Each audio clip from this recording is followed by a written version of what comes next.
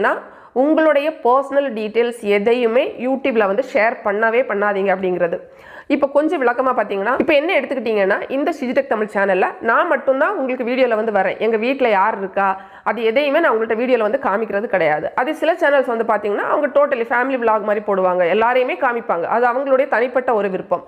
நீங்கள் அப்படி காமிச்சா கூட, ஒருவேளை உங்கள் வீடியோவில் உங்கள் ஃபேமிலியில் இருக்கிற எல்லாரையும் நீங்கள் காமிச்சா கூட சில விஷயங்களை அதில் வந்து நீங்கள் சொல்லக்கூடாது. குறிப்பாக வந்து பார்த்தீங்கன்னா, நம்ம லைவ் எல்லாம் போடும்போது உளறி விட்டுறாங்க. சில பேர் என்ன பண்ணுறாங்கன்னா, லைவில் அப்படி கதை பேசுகிறது மாதிரி பேசும்போது இங்கே உங்கள்கிட்ட வந்து கமெண்டில் வந்து கேட்டு நிறைய டீட்டெயில்ஸ் வந்து கலெக்ட் பண்ணுறாங்க. இதில் வரக்கூடியவங்க எல்லாருமே தப்பானவங்கன்னு கிடையாது.